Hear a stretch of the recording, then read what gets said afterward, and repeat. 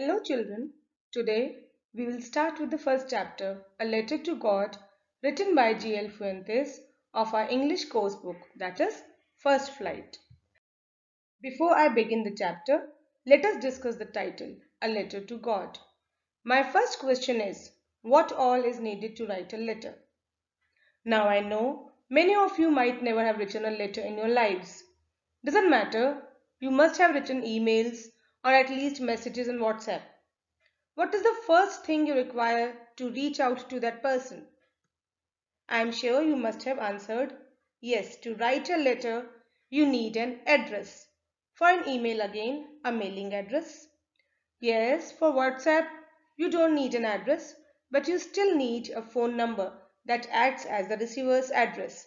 So my question is, do you think any person on this planet has the mailing address of God? Now, this is not the name of a person, but we are talking about the Almighty God. Do you think anyone can write a letter to God with the surety that it would reach him? Well, the leading character in this Mexican story, written by G.L. Fuentes, that is, Lencho, had a firm belief that his letter would reach God and he would also send a reply in the returned mail. This strong was his faith.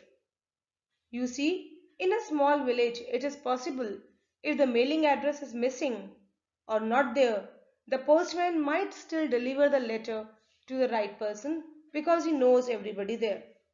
We know everybody knows God. So, what do you think? Yes, Lenjo thought his letter would reach its right destination in spite of no proper address. Before we begin, let me introduce the chapter.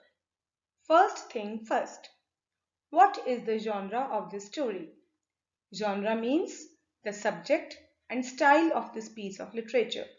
Well, the genre of this story is realistic fiction.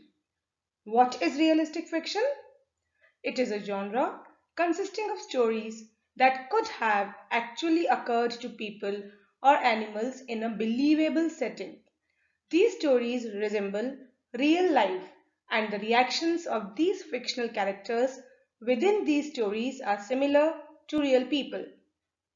Then, of course, there are many details which we will do as we proceed. Second thing, what is the setting? That is, the place where the actions in the story take place.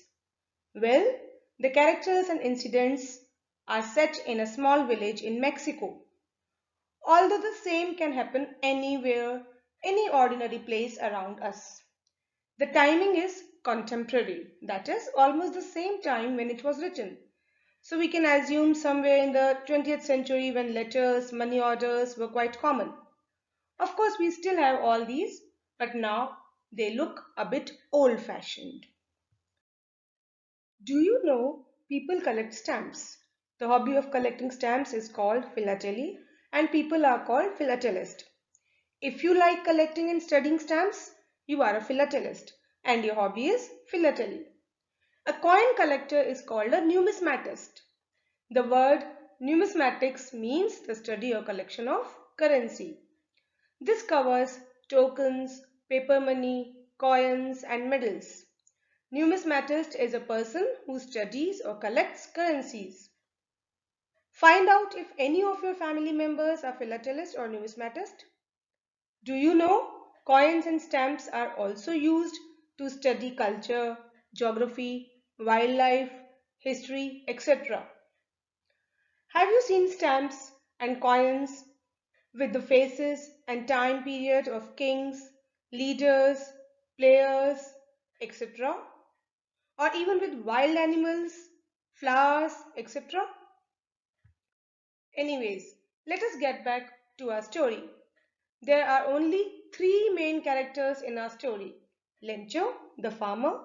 Second, the postman, who first saw the letter and then asked the postmaster about the address.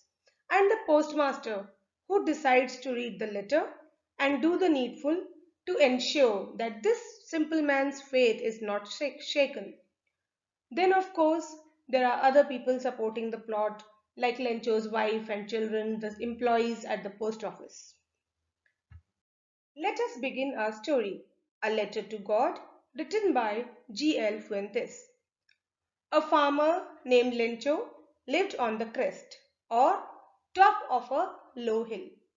From his house, the river and his ready-to-harvest cornfield, dotted, that is, full of white flowers, were visible. Lencho knew his fields intimately or very closely. He knew the earth. His field needed a downpour, a shower, or a rain. He spent the entire morning looking at the northeast sky in the hope of rain or at least a little drizzle. When his wife called for dinner, his older boys were working in the field while the younger ones were playing nearby. Guess what happened? As Lencho predicted and expected, big raindrops began to fall during the meal. The air felt so fresh and sweet. Lencho enjoyed outside and returned satisfied. He exclaimed, "These are not raindrops falling from the sky. They are new coins. The big drops are 10-cent pieces and little ones are 5." Now this is a very important statement Lencho made. Why did he use the term coins to describe the rain? Well, he compared the raindrops to coins metaphorically because these raindrops ensured that his crop would be good and he would be able to earn coins and a lot of money from his crop. He felt his crop looked beautiful, covered or wrapped in a curtain of rain. But his happiness was short-lived. Suddenly, a strong wind blew and hailstones which looked like frozen pearls began to fall. Lencho got worried and hoped that it passed quickly, but it continued for an hour, destroying the entire crop. Everything was white, as if covered with salt. Lencho reached a stage of hopelessness. He said, "A plague of locusts would have left more than this. The hail has left nothing. This year we will have no corn." That night was a sorrowful one. All our work for nothing. There is no one who can help us. We will all go hungry this year. The trees had shed their leaves, corns were smashed, and the flowers had fallen down. He felt the effect of storm proved to be worse than that of crop destroying insects. All their hard work had gone in vain. He was afraid that they might have to starve this year. This is all for today's class. Now a question. If you decide to write a letter to God, what would you write about? Would you ask for something for yourself or others? Or would you discuss about some problems or feelings? Would you show gratitude or complain? Write in the comment section. Don't forget to talk about letters with your parents and grandparents. Thank you. Keep reading and enjoying literature.